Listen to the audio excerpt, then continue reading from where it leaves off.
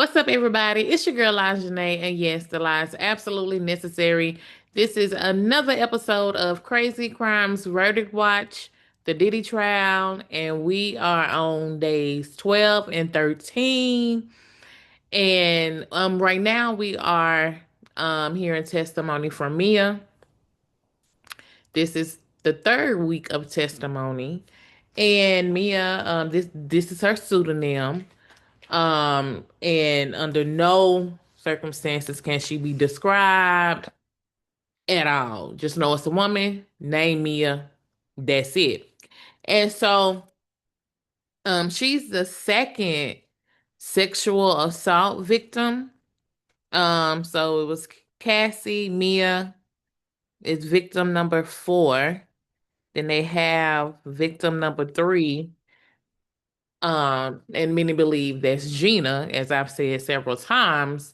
But victim number three is nowhere to be found. So, with that being said, um, I doubt we'll hear from victim number three, but a lot of people think it's Gina. I mean, the government hasn't said that, but for some reason, people think it's Gina. It's reports that victim number three never even wanted to testify. Anyway, a lot of these people have been subpoenaed. So most of them, I'm assuming, probably didn't want to test. Well, a lot of them said a few, quite, a lot of them said that they did not want to be in the courtroom testifying against Diddy. Um, and the reason why they can't find victim number three is because, last I checked, I remember the prosecutor saying that they cannot get in touch with her lawyer, so therefore they can't get in touch with her. So that's that. So Mia, Mia is a former assistant who worked with Diddy between 2009 through 2017. And she says that Diddy sexually assaulted her. Um, and she suffers from PTSD based off her experience with him. So we about to get into this test. So Mia worked with Diddy's she worked on Diddy's documentary as well. So she started off as an executive assistant, wanted to get in film. So she said she started Revolt Films with Diddy. Um, Let me see what else. I already said she worked from 2009 through 2017. Um, Mia got hired through a recruiter in HR, Tony Fletcher. And when she interviewed with Diddy, this red flag number one, this would have been the red and only flag for me, honey. Um, he opened the door in his drawers and on the phone. This woman trying to get a job. I'm sure she was probably all excited. Oh, I'm meeting with Puffy. Because in her testimony, she calls him Sean. I mean, I'm sorry, she calls him Puff. She calls him Puff. Cassie called him Sean Combs. Don Richard calls him Sean. Um, Capricorn Clark. I can't remember if she called him Sean or what. But yeah. So anywho, this man answers the door. This how you know he on that bull. Yeah. Answers the door in his drawers and on the phone, and he's supposed to be interviewing somebody. Um, for a job to be his assistant. And I thought it was interesting because she said that the HR lady left her. So I'm thinking like these people were just so comfortable with his behavior that they just threw other people into the environment to see if they sank or swim. And speaking of that, Mia said when she was hired, she was told she had 24 hours 24 hours. No, no, no, no. She had a trial period, and on her first day of work, she worked 24 hours straight. Was told she was on trial, just said that she was paid $50,000. The first day went she went to his apartment, then his studio. At one point in time, she stayed up for 5 days and she took her Adderall. As soon as I heard that, I I thought of that song that say, "I just popped up Adderall." Um, Extended release. Let me see. Uh, she was responsible. She was also responsible for Diddy's social media. Um,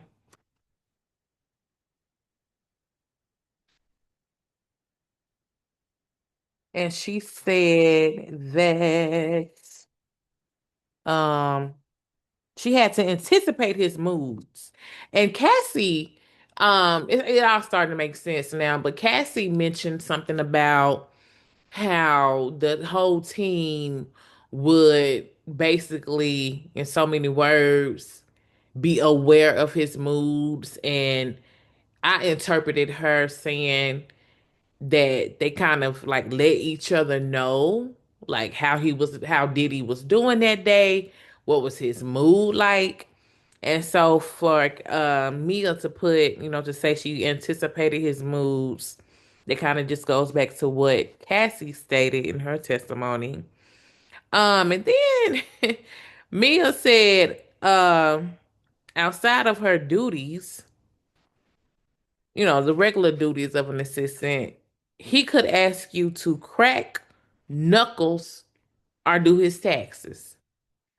Now, Diddy, let me find out somebody on the picture with their arms folded like this doing your taxes. Can we one time for the skin? One time for the skin. Come on, skin. One time for the skin. Yeah, I've been using Savage Fenty's concealer. Lord, and I said, Lord, Fenty Beauty concealer.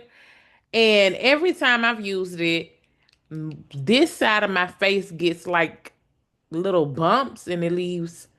I got like three little dark marks, and I have some basically blemish remover, works really good. But outside of that, let's talk about the skin. I don't know, my face a little oily, but that's my moisturizer actually. Come on, skin. Huh. Hmm. You dry face having hoes could never. Anywho, um, did it asking people to crack his knuckles? So like that's so crazy. Can you imagine you at work and your boss say, "I wish I would be at work," and my boss say, "Come here, Lajanae." I'm like, "Oh, what's up? Come crack my knuckles."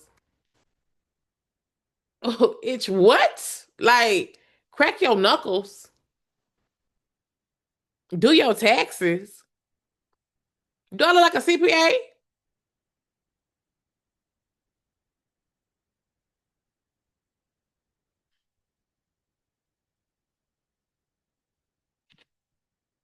What? Because I mean, asking me to do your taxes. What? So anywho, um, she stated she lived in New York, LA, that's the staff house, and Miami, Two-Star Island. So that was pretty much the foundation of who she is. She's from Virginia. Who she is, where she from, how long she been working with Diddy, how she got the job, like her responsibilities, and a little bit of high level um explanation or explaining of alleged events. Oh, I don't think I said that part, saying he was obviously violent, like everybody else has said. So I want to talk. Listen, hold on. I had to organize my notes differently this time. So Cassie, she and Cassie are still friends to this day. She actually just talked to Cassie, but she claimed that uh the government asked her, they were like, did you and Cassie talk about the trial or something to that effect? She said no. Okay. She said they ain't talked about the trial. So, what I found interesting in her testimony, she referred to freak offs as hotel nights. And I'm wondering if freak offs was just a term that maybe Cassie and Diddy used. Because if I can recall, it's been so many people testifying, a lot of redundancy. So excuse me if this is not accurate. Don't quote me on this, but I don't recall anybody else referring to these instances as freak offs, except I mean outside of Diddy and Cassie. So I thought that was interesting. So I'm just like, did the term change with the person? Just makes me think. So hotel nights. So she would also be an assistant who would go to the hotels and set up the rooms. But unlike many other times, for the first time, I didn't hear baby oil. She had, she said she set up Astroglide, he had the lube, and he liked white candles. They had to be white. I'm assuming just like Cassie nails were white. Um, it would be blood. It would be blood. And she one time, she was asking Diddy, "What is this?" And he said, and I quote, "period blood," which goes back to Cassie saying that she had freak outs on her period while she had UTIs. She had sores in her mouth. She was sucking on stuff, sucking on, others. She was sucking on things. Had a lot of, you know, penises in her mouth, in the vagina. It was just a lot going on. No condoms. Just a lot going on. A lot of ejaculation, no condoms. Diddy like to have her glistening. Anyway, let me stick to Mia's testimony because we already. Let me just stick to Mia's testimony. So Mia was describing Cassie's relationship with Diddy, and she echoed what everybody else had said.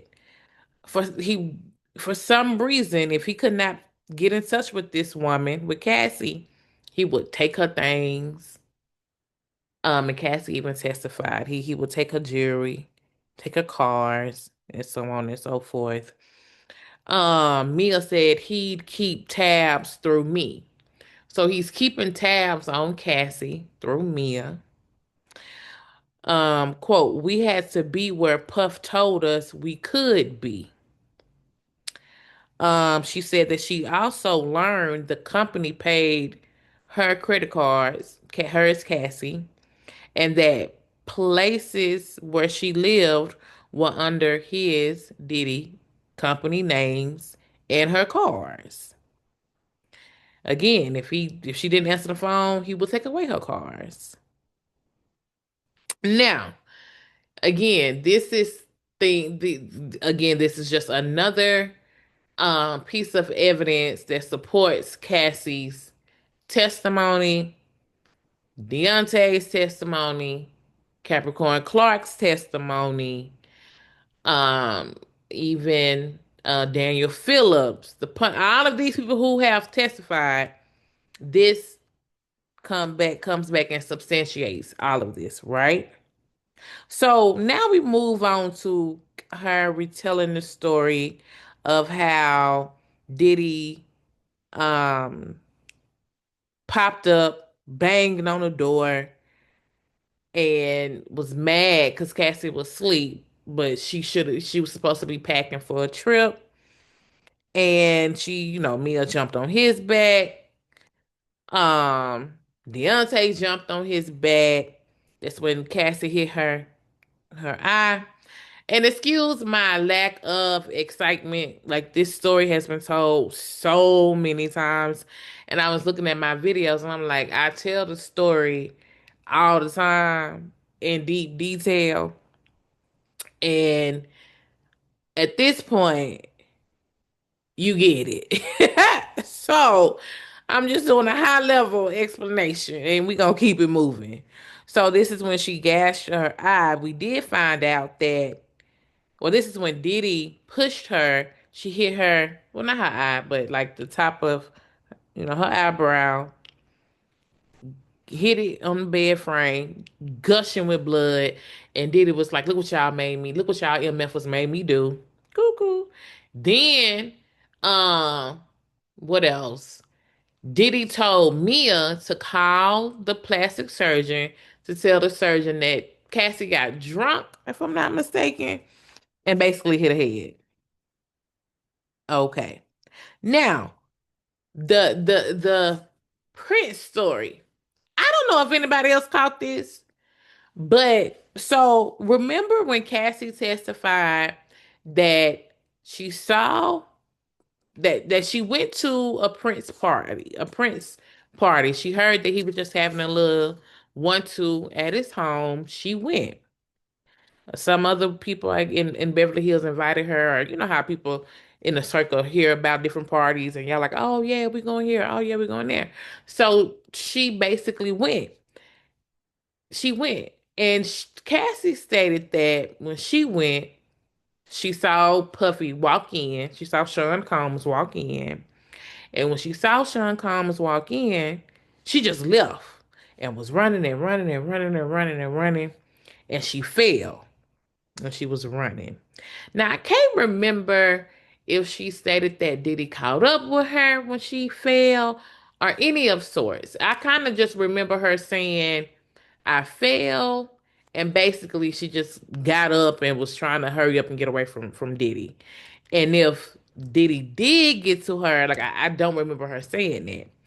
So this is Mia's account. And Cassie specifically said she didn't even see Prince perform. She didn't see him perform. Now, this is Mia's account. Mia is retelling the story. Um, and Diddy told her on that night, he told me to stay with Cassie. And he was going home to be with his kids.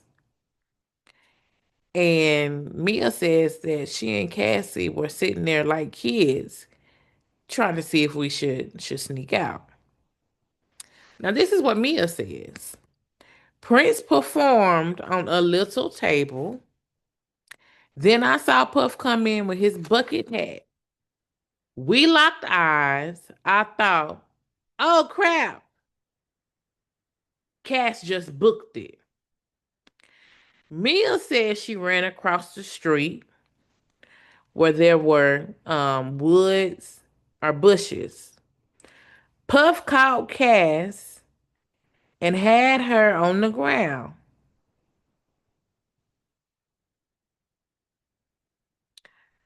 Prince's security quickly intervened.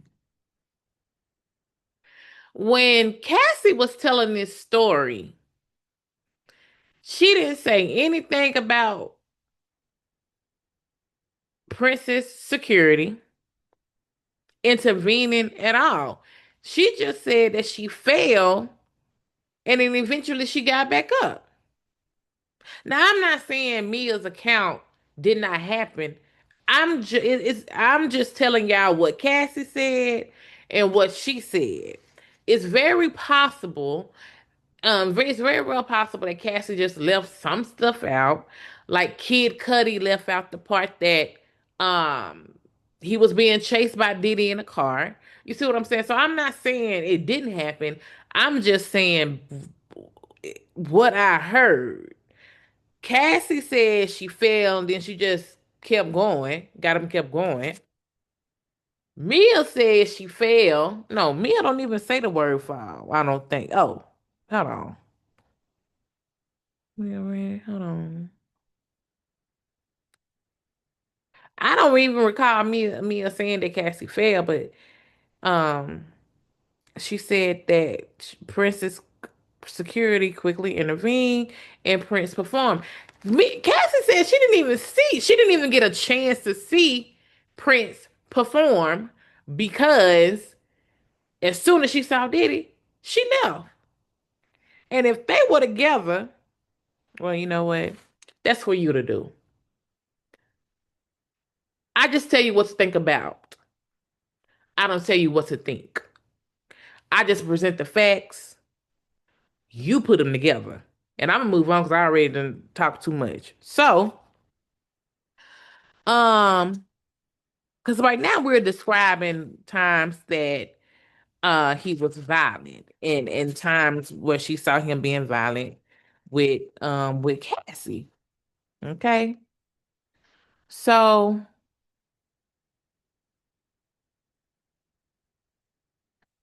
once she also stated that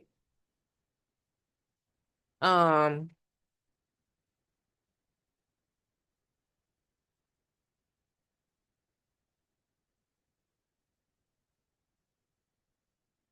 in 2012, Turks while they were in Turks and Caicos, she was sleeping in her room. Quote, I was sleeping in my room. Cass ran in saying, you gotta help me. He's gonna kill me. They started pushing furniture in the front of the door, Puff banging and screaming. Mia said she had a porch that went out to the beach. They ran and they were paddling on boards.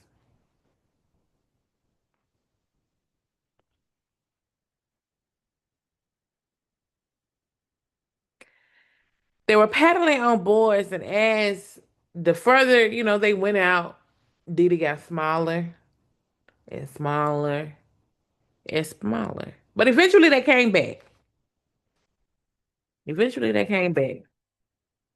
She never called the police. And I quote, I believed Puff's authority was above police.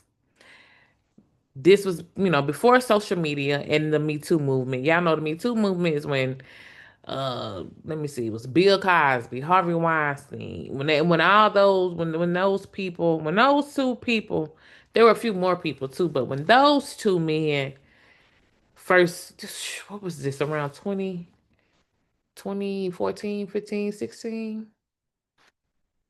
Had to be before 2016 because I was in Atlanta, but I quit my job in 2016. Maybe it was about 2014, 2015 is when the Me Too movement started, I do believe. So, um, she never called the police.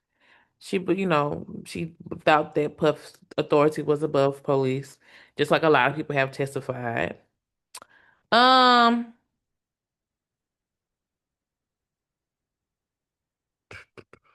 she saw Cassie being, she saw bruises on Cassie during the Perfect Match premiere. They showed a picture of Cassie eating a hot dog. She had a bruise. Um, in the Cannes Festival, that was when he was that trip, he played one of Cassie's freak off tapes the whole trip. The whole trip. And he thought she stole drugs from him on that trip, if I'm not mistaken. And he kept on squeezing her thigh so hard, just like digging his nails into her. Okay.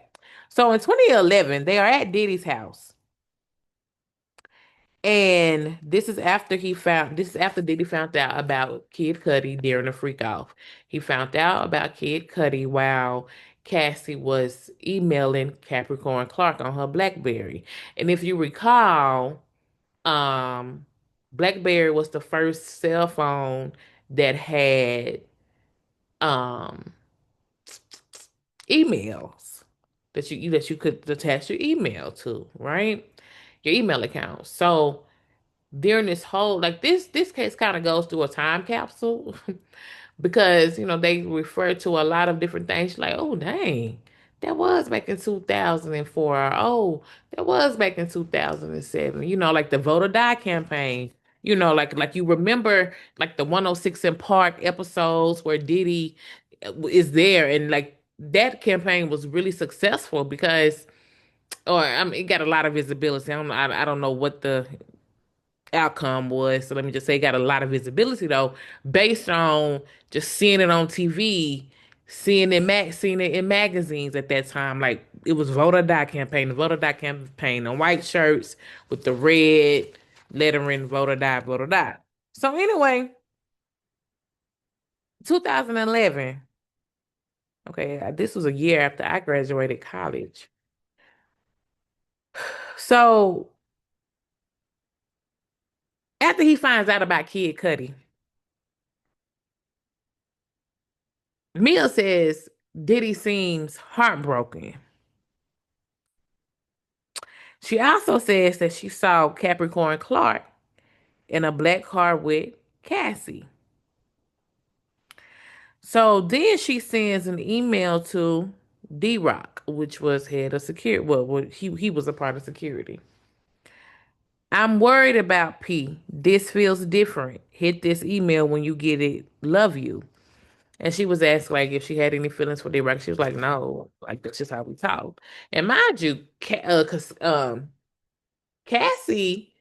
said that, she thought that his friends were her friend. Like they seem to kind of operate in a very dysfunctional family or whatever. Um, she also testified that Puff gave her MDMA, told her she was in the Breakfast Club, and that's what they called their posse. She said Diddy, when she said Breakfast Club, I'm thinking about like Charlemagne, Charlemagne, DJ Envy, Angela. What he say, Angela Gee? But Charlotte McGay. I'm thinking about Charlotte McGay on the Breakfast Club. DJ Envy. What he say? What he say? Y'all got some names on you. Charlotte McGay. So when I hear the Breakfast Club, I'm thinking about Charlotte McGay, DJ Envy, Angela Gee. What did he call her? Angela Gee, Angela McGee. Yeah. So at this point in the testimony, again, they're showing a pattern, um, having her back up claims that have already been made in court, and essentially, again, just another level of redundance, but also triple double checking, making sure that they drill it in. Even as I'm telling these these testimonies every day, it's drilled in my mind that everybody and their mama know about Kid Cudi, alleges that Puffy blew up the car, beat Cassie, like sperm on his nipples, um likes for people to be glistening in baby oil, uses up to 10 bottles of baby oil every freak off, according to Cassie. He's obviously like he likes to beat women up. You know what I'm saying? So this is drilled in my mind. So as I'm telling this story, I'm just thinking about how will the jury um look at the evidence. You know what I'm saying? So anyway, she said that they were the cool kids because um that's what they call their little group, the Breakfast Club. No Charlotte McGay, Angela Gee. He said, "God damn, girl, you got a name on you." Webby, Trill ENT. Tell me what you know about me. WEBBIE, aka Trill ENT, Young SAVAGE. Girl, in the streets, that's where I be. That's where I'm at. Way before this rap. Come on, Webby. Come on. So while we would uh do what you do, watch my shoes. Diddy was around here having freak offs, beating dragging her, and allegedly committing arson. Anywho, focus, focus, focus. Um,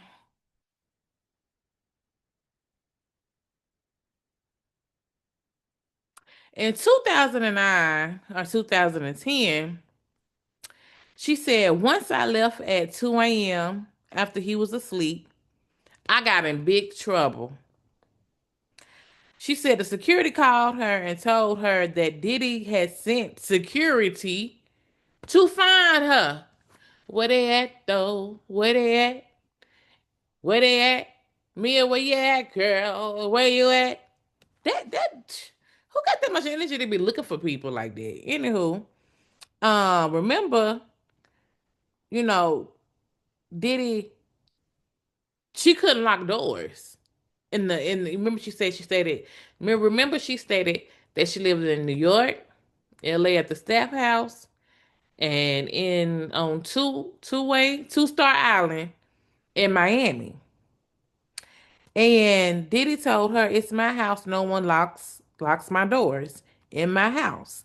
Now the security locked doors. According to Mia's testimony, one had a deadbolt, another had a keypad. And she said sometimes Puffy would give her a pep talk like we were a family. He likes giving those pep talks because Cassie even said during freak offs he would be giving pep talks. So she also said that she would get punished when she did something wrong. She would get cursed out, get her intelligence insulted, and even her job threatened. And she stated, moving on to Revolt Films, she said that Puff and I started it together. At first she made 70,000 and then she made 100,000. There were supposed to be bonuses, but she never got her bonus. Her bonuses. So there were 4 instances to where she detailed sexual assault.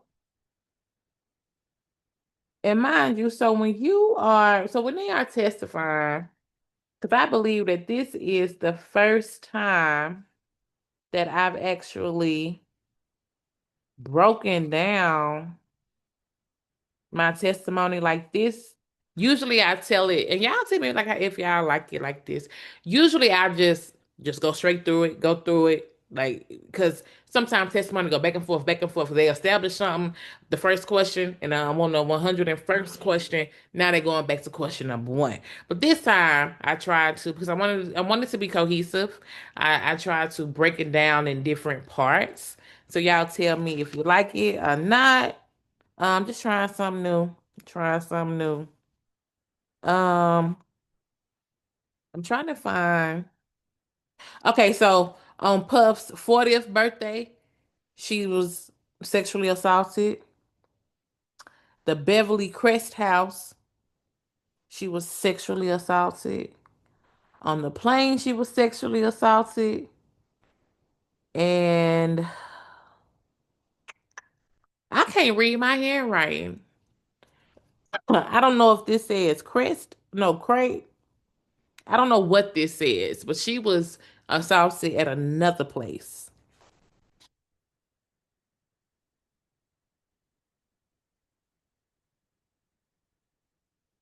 And I also want to add that Diddy would throw things. He's thrown things at me. He's thrown me against the wall, pool, ice bucket on my head, slam my arm in the door.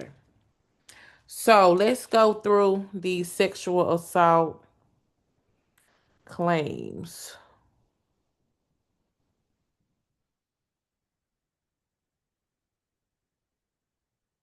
So she says, The sexual assaults, when did they occur? When I was working for Puff. When was the first time? The Plaza Hotel in NY for Puff's 40th birthday party. Were you his personal assistant? Yes. I'd been there only for a few months.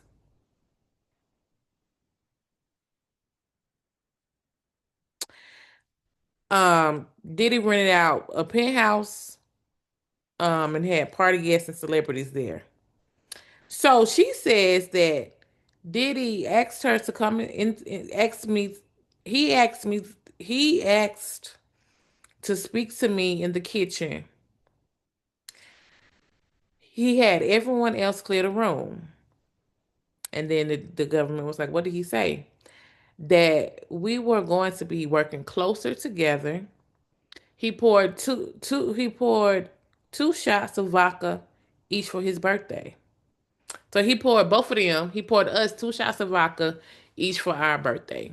So Diddy got two shots. Mia got two shots. And she says, I took them. They hit me hard. Usually I could take it easily. And then she says, hold on. Hold on, y'all. I lost my spot. Then she says that she woke up in the chair. She woke up in the chair.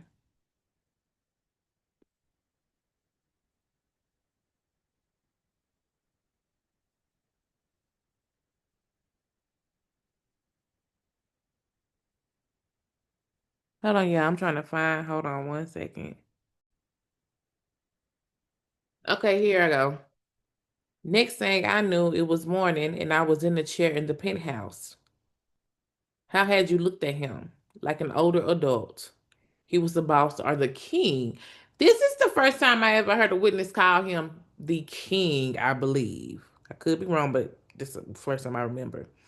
What were your expectations? I thought it would never happen again, a huge accident. So here it is. Um, Diddy pours her two shots. I didn't read this part right here, but he um put her lifted like put his hand under her dress, and she wakes up on the chair. Yeah, he put his arm up the side of my dress and he kissed me. Did you want him to? No. Were you able to say no? I was shocked. I froze. I didn't process what was happening. So basically, like I just said, two shots. He kissed her. She didn't say no. She was in shock that she didn't say anything. And the next morning, the next thing I knew, it was morning, and I was in the chair in the penthouse. So she thought that was an accident. Okay, going about her business, doing her daily responsibilities of cracking his knuckles, doing his taxes, keeping tabs on Cassie, running his social media accounts, following him everywhere he goes. Just making sure everything is okay. So she going about her business. So another time was she had to carry bags to his room, and Uncle Paulie was downstairs. What did he say to you? That was an objection. Grounds hearsay for the effect overrule. Okay. Where were you the next time Mr. Combs sexually assaulted you? The Beverly Grove house. That's what it. Damn, I cannot remember. The Beverly Grove house. Yeah, I could not read my handwriting at all for that part. She was at the Beverly Grove house. I was asleep on the bottom bunk. I wasn't allowed to lock the door because remember, um, he said according to Mia, he the only one that can lock his doors. It's his house. I woke up. There was the weight of a person on me. Who? Puff. It was so fast. He used one hand to get his pants undone. He put himself inside of me. She couldn't even say the word penis. The government had to say, "You mean his penis inside of you?" Mia, I just froze. How did you feel? Terrified and confused, ashamed and scared. How long? Very quick. But it felt like forever. But he wouldn't leave a job unfinished. Is that when it would end? Yes. The next time, the Beverly Crest house. I was on his bedroom closet floor putting things in a bag. Then Puff was in the closet. He had his penis. She can't say the word penis out. And he grabbed my head and then she started crying and put it in. Mr. Combs took his penis out and put it in your mouth. Yes, I was frozen. I didn't do anything. And then she started crying. How did you feel? Like trash, scared, and ashamed. How long did it last? It was very fast. Were there other sexual assaults? Yes. I have a dark feeling. One time we were flying on a private jet and everyone was asleep. By the bathroom, there was a bed. I'm trying to visualize that. I went by and he was standing right there. I tried to make it about other people who might see or hear. It didn't work. How did you feel? Helpless. I had lost some layer of protection. I wasn't safe. Terrified. Do you remember what happened? No. Was Cassie over there? No. Did you ever want these sexual acts with Mr. Combs? No. Did you ever tell him no? I couldn't tell him no about a sandwich or anything. Then he would know that I thought what he was doing was wrong. I didn't. So another theme that's been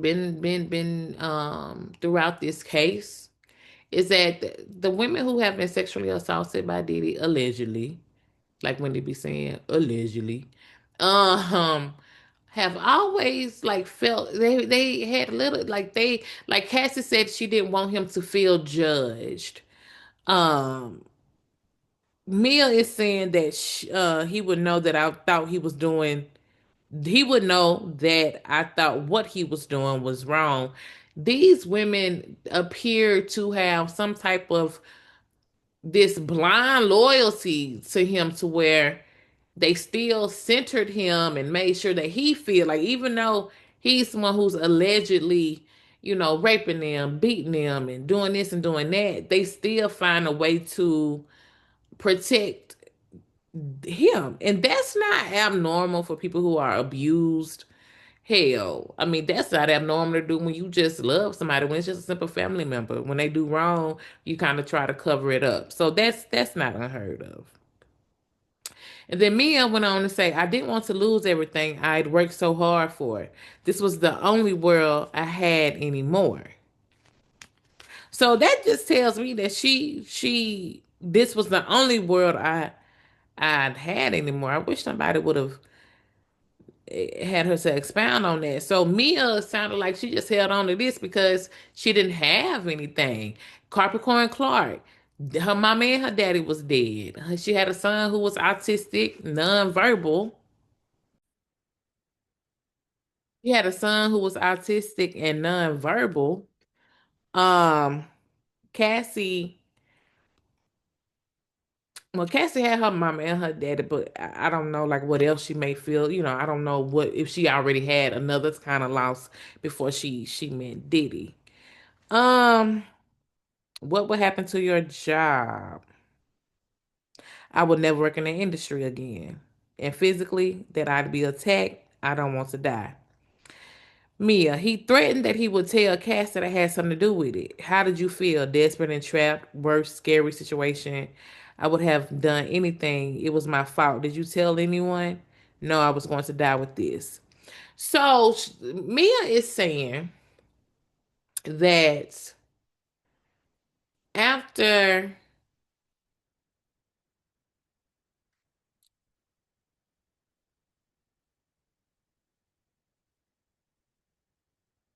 I'm sorry, y'all lost my train of thought. Mia is saying that Diddy threatened to tell Cassie about their alleged forced hookups and make it seem like I guess Mia wanted to do it, like Mia was for her man, her friend's man, because Mia and Cassie still talk, they still friends. So while he was doing all of that to Mia, he was gonna then turn around and make it seem like that Mia was just a trash friend, basically. She said she never wanted this to come out.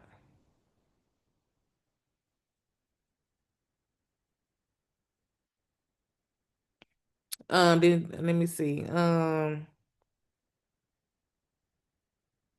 So at one point in time, someone by the name of Kayla Faulkner, was I didn't do any research on Kayla. I'm gonna have to come back. But apparently Kayla Faulkner spoke up about Diddy's behavior. And Mia said that she heard about it because I heard there was an urgent call among film people. Hmm. Excuse me, y'all. What did you hear? Who was on the call? HRC suite executives. What were you told? If she sued, I'd have to testify. So basically, somebody by the name of Kayla Faulkner had already put it out there that she was gonna hit them pockets. But apparently, and Mia said I was supposed to say she was drinking and punched me, and that's why she was fired. So one can assume that Diddy also fired this woman, and Mia was supposed to make up a story to justify why this woman was fired. So it sounds like she was wrongfully terminated. Was that why? No, it was because she complained. When else were you told you'd have to testify after Capricorn Clark? So this is what happened. Capricorn Clark had a wrongful termination. I'm not sure if it was an official suit. Nobody ever said lawsuit, but there was a demand. So after Capricorn, we don't know how much Capricorn got, but she was wrongfully terminated and got money from Diddy. So now Mia said she was supposed to testify during a Kayla Faulkner situation, Capricorn Clark situation, but she didn't. And then she was asked, why didn't you go to the police about Mr. Combs sexually harassing you? I didn't consider it. Did you ever have an experience with the police? Yes, I was speeding. I hadn't had time to get my license renewed. She said it was the only time my name dropped. I told her who I worked for, and she said, get him on the phone. I did, and she laughed. Oh, Puff Daddy, I love you. Did you get a ticket? No. Why didn't you tell us at first about the sexual assaults? It's the most shameful thing of my life. Did you get a lawyer for this testimony? Yes. Did you speak about these sexual assaults before or after you got the lawyer? After. Do you want to be talking about these assaults? No, it's traumatizing. Why are you here today? And then the judge said you already asked that. Um, okay, so that's the end of part one, right? Hold on.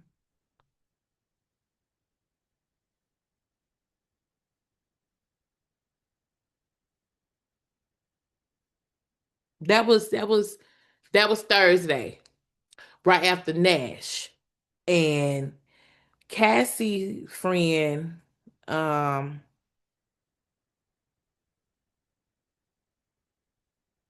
as you know, yeah, Cassie on the 12th day of testimony, Cassie's friend Nash testified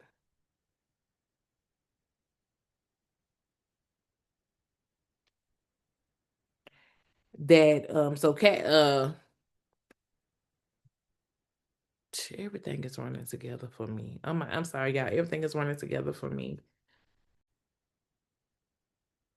And so we had Deonte's the second part of his testimony, which essentially um he confirmed the NFL player that Cassie mentioned that she dated. So when Cassie was testifying, she said that she did have a relationship of some sorts with an NFL player, but she didn't even at the time. She said she doesn't even know if he's still playing, and it wasn't until Deontay testified that and we found out that it was. the ex-Miami's player Andre Branch, and they dated around 2017. If I'm not mistaken, I think he's married now, or at least he was married at one point in time. And then Deontay also testified that he is the one who hooked her up with Michael B. Jordan. I did hook her up with Michael B. Jordan, Nash said on the stand. He fine, she fine. I mean, why not? Diddy and Cassie were broken up. Diddy was at the Revolt Music Conference with another girlfriend named, he was with somebody else named Gina. And Gina been giving the girls hell. Gina been giving the girls hell for so many years.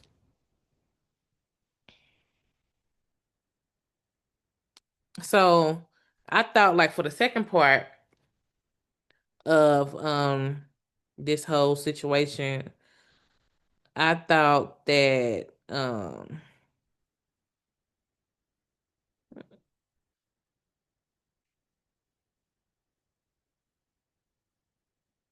I thought it was interesting.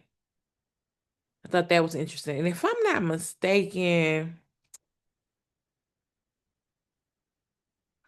even in so after all of that, in 2020, Nash told Diddy that he loved him.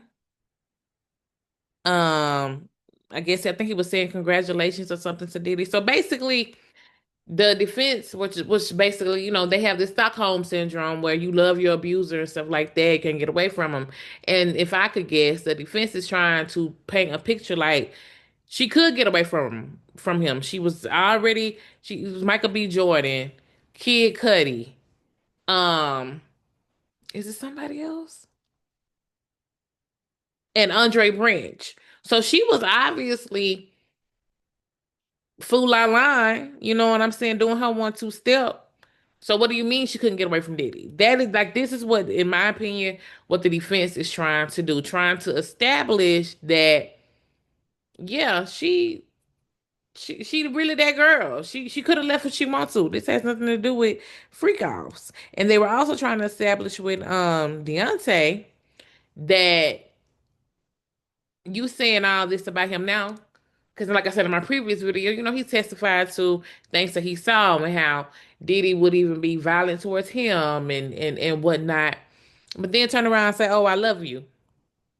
And then something else that slipped my mind. Um, Turned around and said, "I love you." And then he said that he didn't have any issue with Diddy. Let me get my notes. He said basically the same thing Cassie said. Cassie said she didn't have any issues with Diddy. She doesn't hate him and she has love for the past. When she was active, she still loved Diddy. She said I had love for the past. Um, so yeah, that's pretty much Deontay's testimony. And if I hell, I can't even find my notes. Um,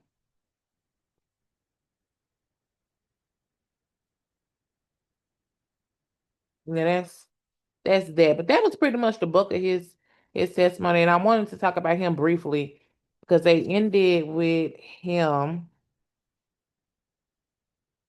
I was trying to find the name of the person who, yeah, Deontay hooked Michael B. Jordan and Cassie up, but somebody drove to the hotel to give her his number or something like that. And it was a very familiar name.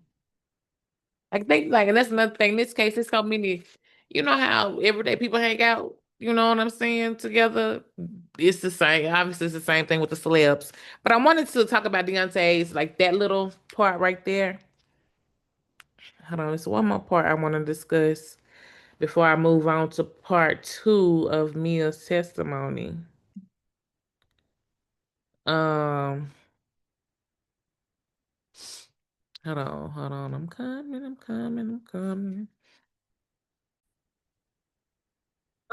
I had to find my notes because I want to make sure that y'all have the details. So in 2020, when I said that Deontay text uh Diddy, it was like I love you. That was In 2020, I love you. Anything you need, I got you. And then he also checked on Diddy when Andre Harrell died. That was Diddy's mentor. That's one who hired him and fired him. Then he was able to come back. Um, Let me see what else. Um,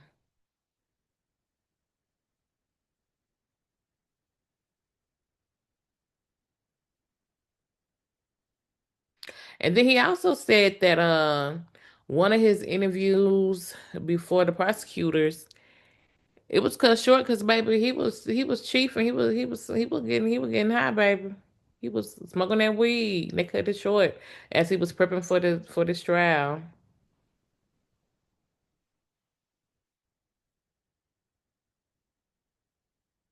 And he also said that Diddy threatened to release Cassie's sex tapes to her parents' employers. That's the first time we heard that. Cassie didn't even say that. So that was pretty much Deonte's, because I talked about it in another video, but that was the second part of his video. Okay. Now, um, let me see. Part two.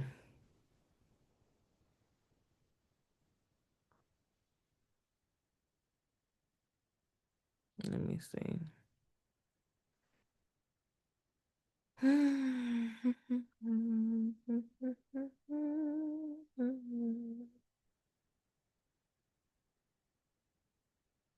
Okay, part two of Miss Mia. So now we about to have a cross.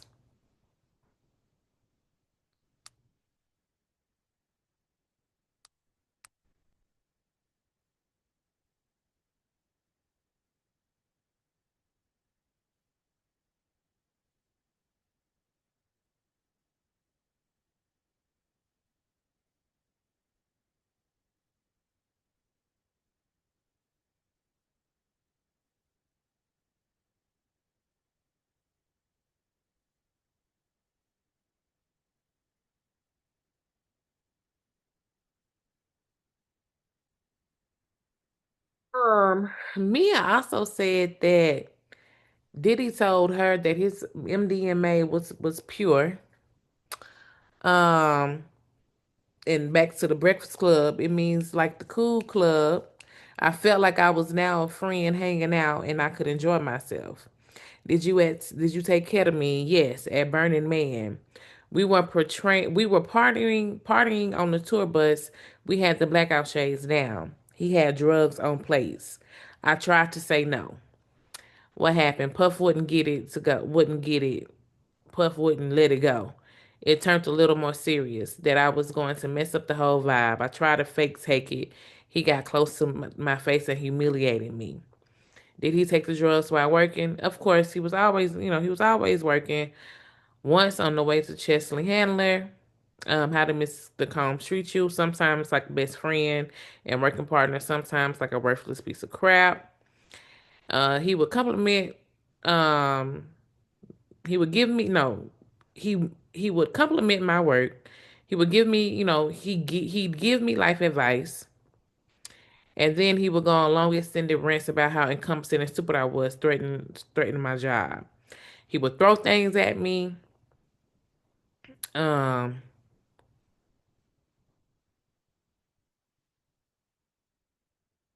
Let me see. One time he threw a bowl of spaghetti and turkey meat at her, a computer, and a phone. He told her to go get people, but I needed to change my tampon. He yelled, "Yo, girl, I said do it now." Blood was dripping down my leg. I said, "I have to go change my tampon." Girl,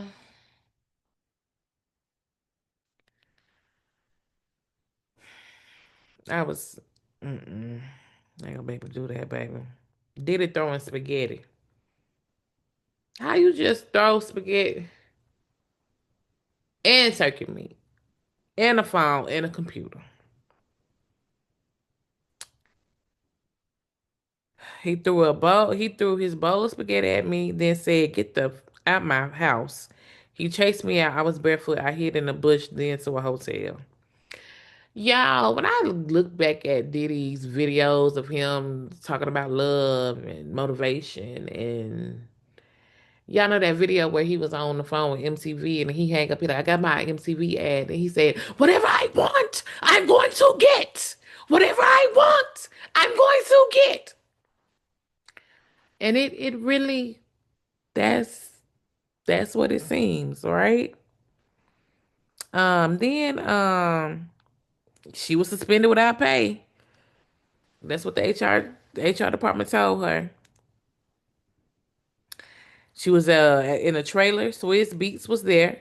The Wi-Fi was broken, and I went to look at it. I came back and said they are working on it. Um, what did Mr. Combs do? I said I should talk to Bill Gates if I had to. Then he threw his computer at my head hard. It just missed me. I ran and hid behind the luggage van. Whew. Then at Turk's, she was on a hammock by her room. Puff dumped a bucket of ice on her. She started screaming. He took her phone. She said we had been messaging about his moods. So I didn't want him to see it. So I jumped on his back. He threw me into the pool. And she said she saw him later at the studio. He told me he sent all my compromising photos to his phone in case I had stuff on him, kind of like a bullying joke. How did you take it? I had no photos, so I knew he was lying.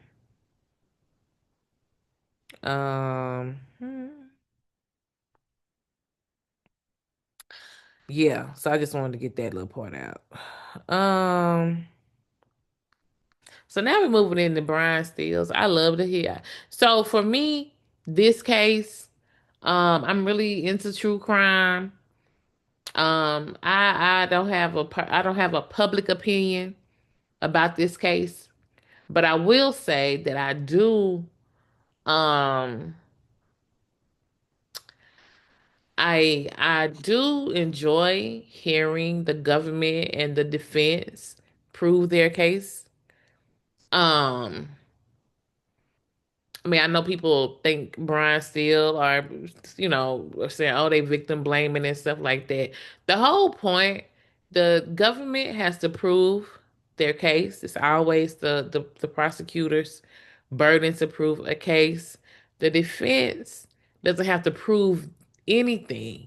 They just have to make you doubt whatever the prosecutor is saying. That's it. They don't have to prove innocence.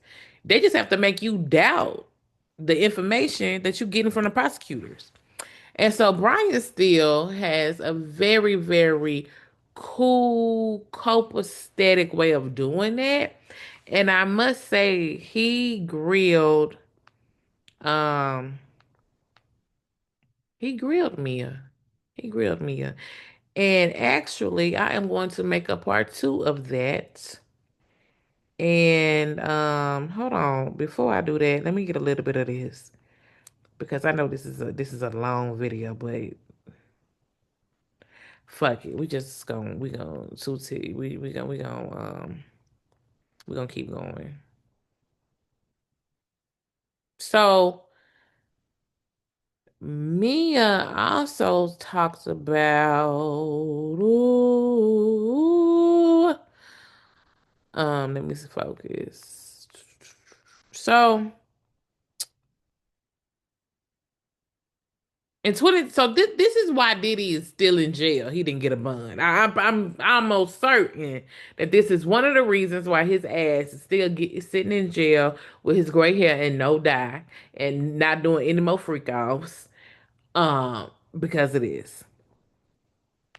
After the suit in November 2023, did anyone contact you? Yes, D-Rock. He was like my big brother. He said, "How are you? How did you respond?" D-Rock. Why all the exclamation points? Because I love exclamation points and D-Rock. Who says because I love exclamation points? I thought that was kind of funny. Yeah, I understand. D Rock was no longer with Puff. He and his wife had a restaurant in the Poconos. I guess I'm saying that right. He wrote, "I'm about to call you." What date? November the 30th, 2023. Cassie filed her lawsuit November the 13th, I think. November the 16th? First part of November. Um, did D Rock call you? Yes. What happened on that call? Objection. Ask again. What did he say? Overruled. He started with personal stuff. Then he said the news is crazy. It wasn't like that. It was normal fighting. Was it? Absolutely not. D Rock said Puff misses you. He implied everyone agreed. Where did D Rock say he was, Mia? Um, that he just landed in Miami. He was going to be at Puff's. Um, he was going to take care of Christian. D Rock said maybe you could say something. So after Cassie done filed this lawsuit, apparently,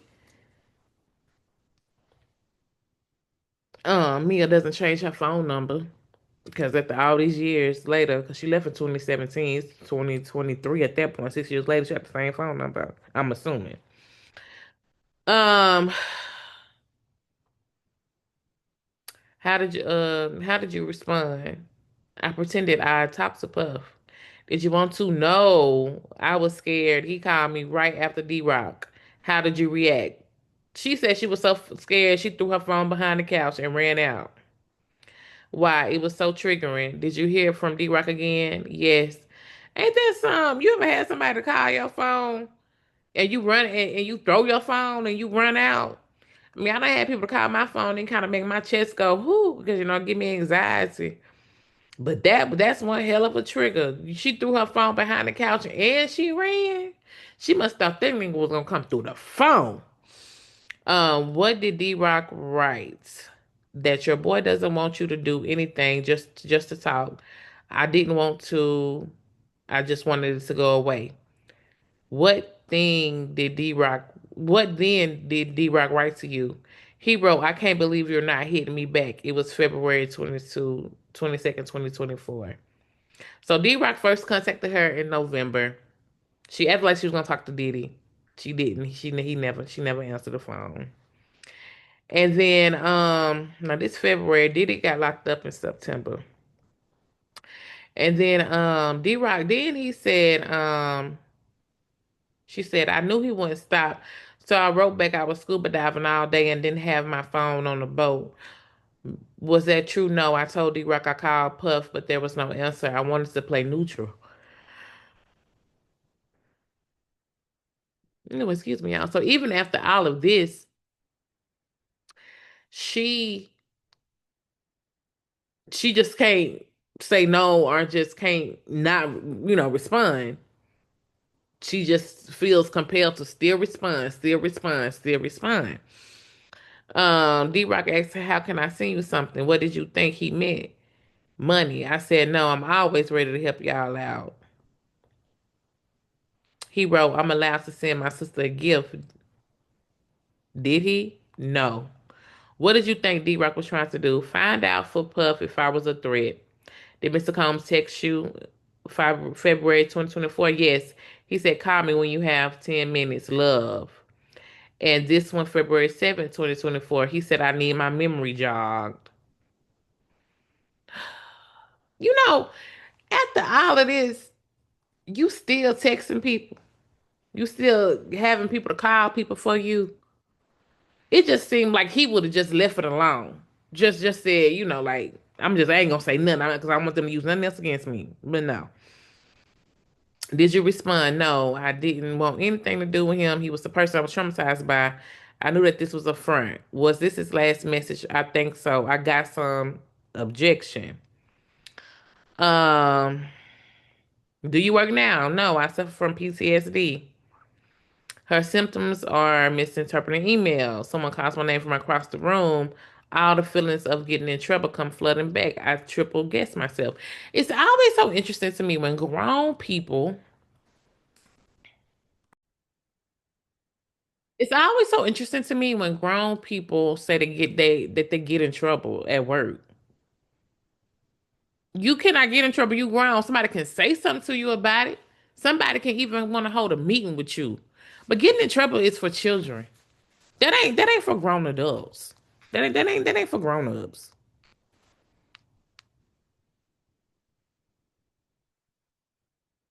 So now,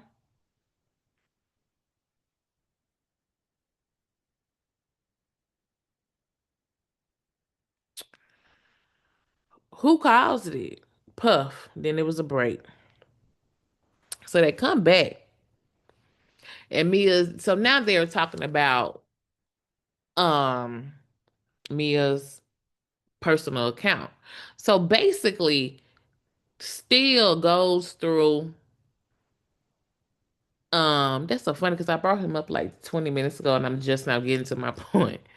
What I was saying was I like how he does his cross. Still goes through several instances to where after Diddy has raped her several times, she's constantly still posting about being with him, hanging out with him, even when nobody has instructed her to do this because she was running his social media account. She's posting these things on her personal account.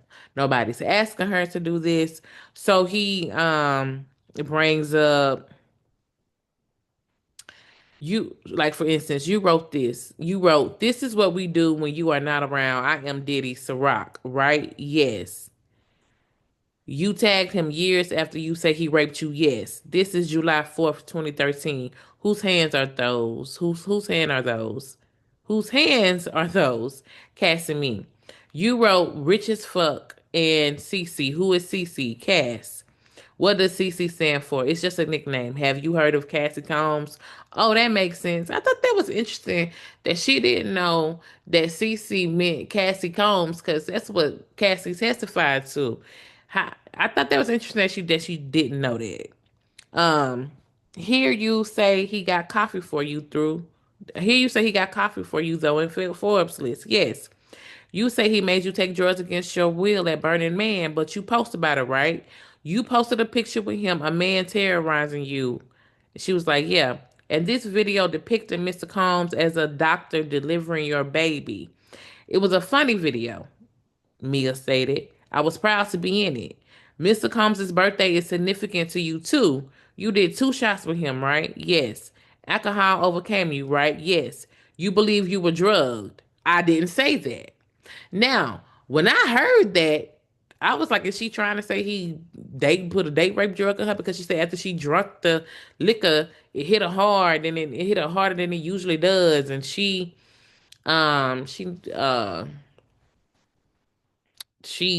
woke up in the chair.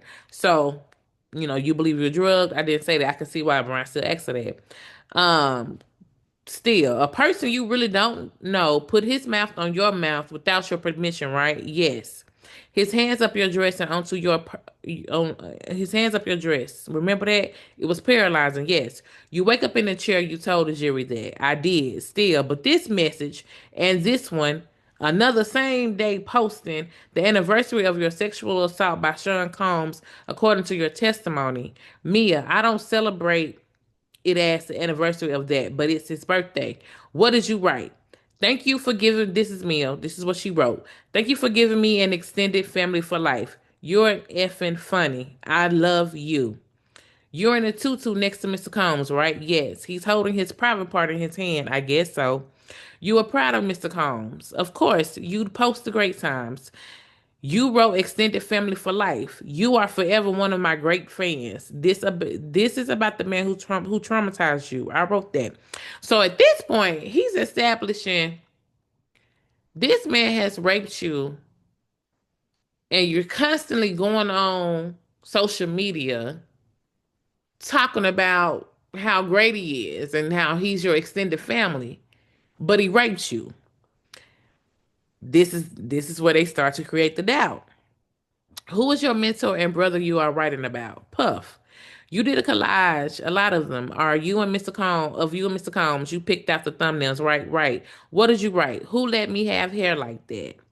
Still, I didn't get that part. You are with Mr. Combs, right? Yes. Here you say, look, ma, I'm in the billboard in Times Square, right? It's a play on my name is in lights. And this photo, me and Cass. Did Mr. Combs have to approve both of you going on that trip? Absolutely. This photo. We are in a Sprinter van on the way to the to Cass's club appearance. Where are you in this one? She said, I'm at the W Hotel. Where did you write? What did you write here about Muhammad Ali's birthday with Puff? I took the photo. You took one photo. I'm sure I took multiple, but this was the best one. This is November the 4th, 5 years after you were sexually assaulted. Yes. So again, now we're going back. So she just said that she was sexually assaulted, right? Cold. She just said that she was sexually assaulted. But we have repeated instances to where she's hanging out with him. She's constantly bigging him up on her social media page, constantly tagging herself, making collages. She doing a lot according to the defense, right? Okay.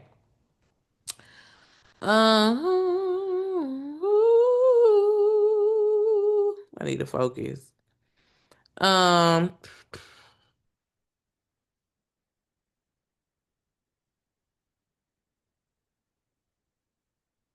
hold on. I'm trying to find. I gotta find. Now, Combs, still, what did you write? Thank you for being my friend. Hashtag happy birthday. Diddy hashtag I'm so high I'm throwing my panties at myself. Uh-oh. And you have Mr. Combs shirtless in two of the pictures. He's always shirtless. Combs. I mean, still, Mia, you have said you were sexually assaulted so many times you can't remember. Then it was an objection. Have you met with the prosecutors? Yes. More than 27 times, Mia says, I don't know the number. Still, do you remember telling them you don't remember how many times you were sexually assaulted? I don't know if I phrased it that way. This has ruined you, right? You are broken, yes. The sexual abuse was part of the way he ruined me, yes. Still, you wrote, "Thank you for being the good kind of crazy, inspiring me every day." I don't think people wrote bad stuff about their life on Instagram back then. Still, why did you promote it? It was my job to promote. It was a cycle of ups and downs. He was calling me his best friend. I wasn't afraid of him. You wasn't afraid of the man who stole your innocence? Objection. Overruled. Yeah, I love Sleepy. You have family, parents, a sister, and friends. Then they were like, what's the time frame? The government. When you posted this, you still had friends. I had no sounding board. I had to get permission to go to my grandfather's funeral. Still, the jury was an email. No, hold on. Was shown an email with D Rock. You could express yourself, right? Me, I reached out to him. Still, what's this? My friends at Funny or Die. I'm in a video. At this point, still is just going back to back to back to back to back to back. As you can see, there are barely any objections, and he's basically establishing what I said 100 times, well, a couple of times before this. This man raped you and he did all these things, and you can't remember how many times he raped you, but you are constantly saying, thank you for being in my life. I appreciate you, and blah, blah, blah, blah. Now, a lot of people are going to say, well, this is normal for victims and so on and so forth. I'm not here to argue that. I'm just saying that when you have a defense attorney who can spot those patterns, that creates doubt in the jury's mind. That's all I'm saying. I'm not arguing if it's right or wrong. The victim do normally do that. I'm not arguing that, because I think what a lot of people don't realize is when you get to court, it's the facts. And I would like, and as I did say this before, I told someone this before. Unfortunately, all testimonies, you cannot pick up nuances. You cannot. It's certain stuff you just can't pick up if you are not there. And unfortunately, just if you didn't know the backstory and you just were reading this, and then you found out that this woman, let's say, sued Diddy, you'd be like, wait a minute, what? You know what I'm saying? Because you don't know the backstory. Um,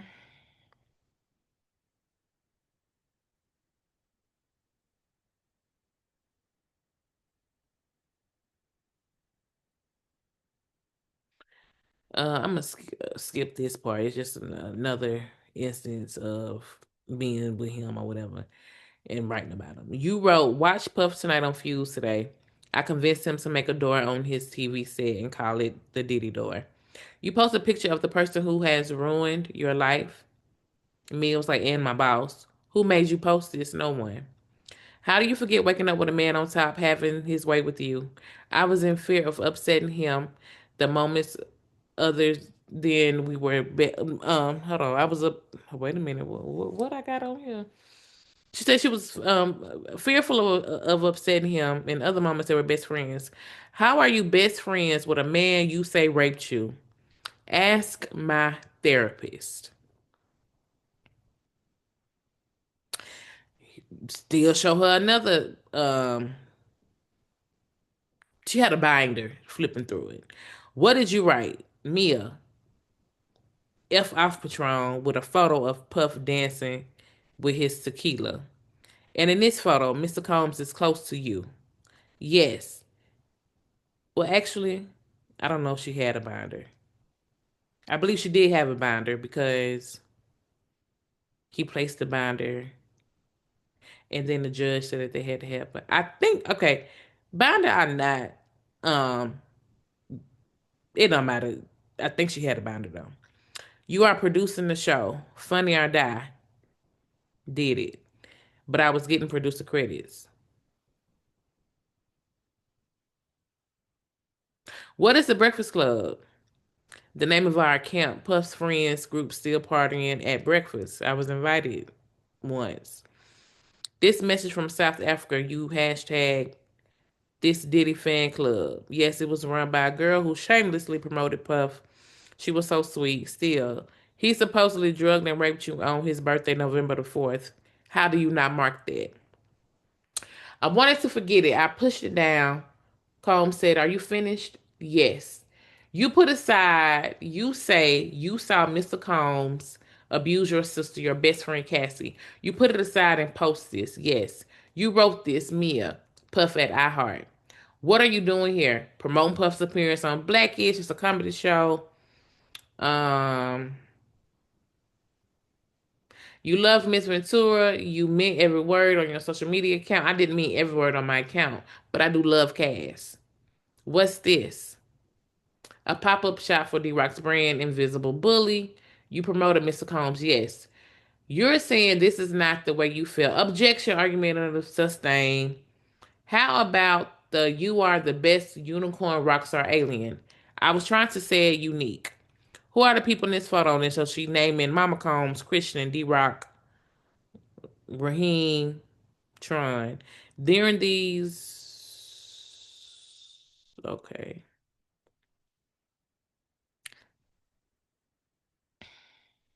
And now, while this is going on, Diddy is doing his usual whispering to his to Agnifilo. You know, he got his sticky notes. He always holding his mouth open. Little things like that. You worked through March of 2017. It was confusing. No, to me, it was confusing. On December 6th, 2016, you were notified. I was getting mixed messages still. What was this? I was promoting the Bad Boy reunion. I was promoting the Bad Boy reunion tour. And speaking, I hated I missed that tour. I was doing the documentary on I was doing a documentary. I'm going to show you something. DX 1700, that's the exhibit. I remember this. You did this. It was nice of me. Did you mean these words? Yes, he'd say to me, I used to look at the world the way you do, but now that I've done everything, it was sad. The man you say has ruined your life. I can tell you what my therapist has said. How could you do this? It's called psychological abuse. No one did anything. What could be more terrible than it was objections? So, and one part of me is, as Brian is just constantly going back to back about instances to where she seems like she's fine, even though she said she was raped, all those times. Mia, to me, kind of like her demeanor yesterday and today was a bit different. Or I would say some people say it was a bit different. Like you can, there are a few reports that, like yesterday, she was. a little more mild mannered and almost whisper. And she walks in with a group of people with pink shirts, and like her supporters were there with like pink shirts on and stuff like that. Today, like even in her testimony, asked my therapist, and I can tell you what it's called. It was almost, it was, I will tell you this, it was off-putting for a lot of people. It was off-putting for a lot of people. Um,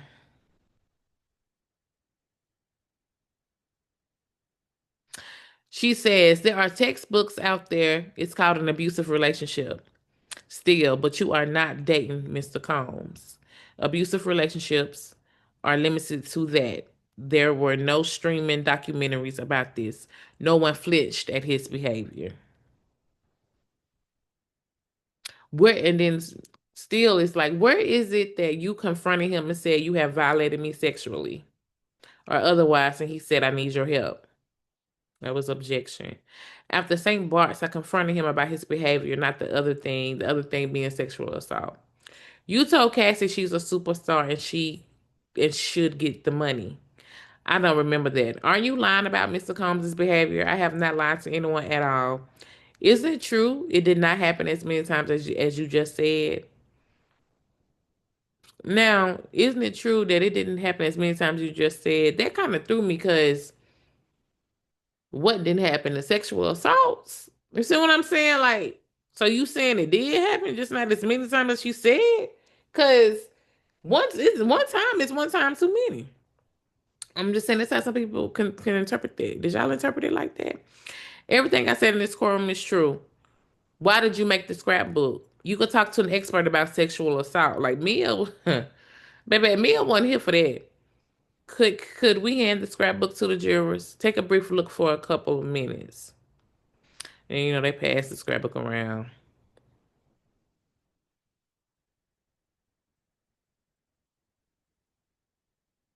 So at this point, he's going through reading messages from KK. Um,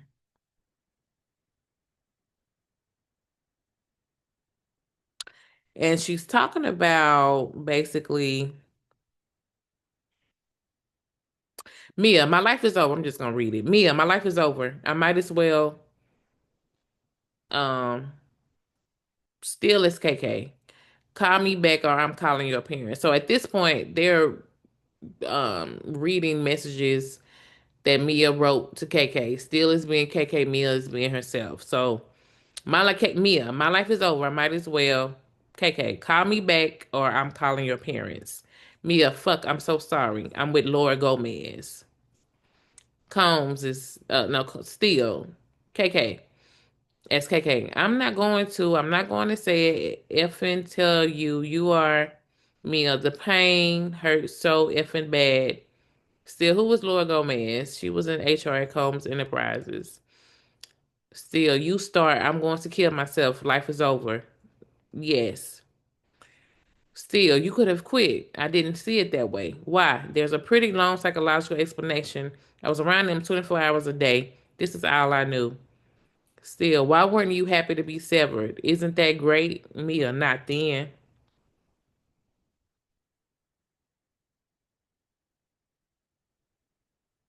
And that is all. I also want to point out that Mia received um Mia received $200,000 from Diddy for wrongful termination. At first, her lawyers requested $10 million, which was a huge number. But after it was all said and done, they agreed to 200,000. And while she was demanding this money, she never mentioned the sexual assaults. And Mia's whole thing is that she was going to take this to her grave. This was the most shameful thing that has ever happened to her. She didn't want anybody to know about it. It's humiliating. Um, so that's another thing that made some people go, interesting. Um, that was days 12 and 13. And Mia will be back on the stand Monday. Um, yeah, so that's where we are. I don't know, y'all. I like I think I would say this Capricorn Clark really did some damage, and her testimony in the Kid Cudi portion of it, and I almost felt kind of sorry for her because I don't know. I just feel sorry for her. And she changed clothes. She walked in with like a white little, I don't know, a cardigan looking thing, and came out with a denim vest, Dana crop top, two piece. I don't know what that was about. And there were a few other things that happened after the fact. The council always stays behind and talks about different things. Diddy done ran out of phone minutes, child. That's a thing, and I don't fully understand that because I thought that people pay, like, you have to just pay to put the stuff on your account, but maybe it's something else I don't know about because this is the feds. Um, what else? And I always find it interesting how the prosecutors, because they wanted to have Mia gone by today, right? The prosecutors always seem to try to put a time limit on when the defense can do their cross. Like, I really feel like the defense kind of, I ain't gonna say rushed through Cassie, but they weren't able to just walk it through like they're doing with these other people because obviously she's pregnant and stuff, which makes me think why they didn't just call her first. But I mean, it's probably a strategy for the prosecution because if your star witness is about to go in labor, why isn't she the first witness and y'all bring everybody else to corroborate that? It seems like it should have been Mia, Cassie, Jane Doe. That's the girlfriend of Diddy. I guess he was hiding her like an Easter egg. I guess he was hiding her like an Easter egg because they dated in 2020 for 3 years. But that was around the time he was dating Young Miami. And we know he dates multiple people. Hell, he had a whole baby while he was with Young Miami. So that's not the thing. But you know what? I don't know. Hell, we didn't know about the baby mama until the baby got here. So maybe he just has one girl that he takes and put. Well, you know what? Now that I talk about it, talk it through. Yeah, yeah, yeah, yeah, yeah, yeah. It seems like he got one main girl, and the other people kind of just get in where they fit in to get they one night a week type situation. Anywho, y'all, I'm rambling now. Let me go. Thank y'all so much for supporting me through this ordeal, um, through this experience. I'm just overwhelmed with the support, the love, the shares. Like within these, I don't, well, before I say that, I need to double check, but I know at one point in time, I'm sure it's more by now, I had received like over 1 million views in 2 weeks. That's on all of my social,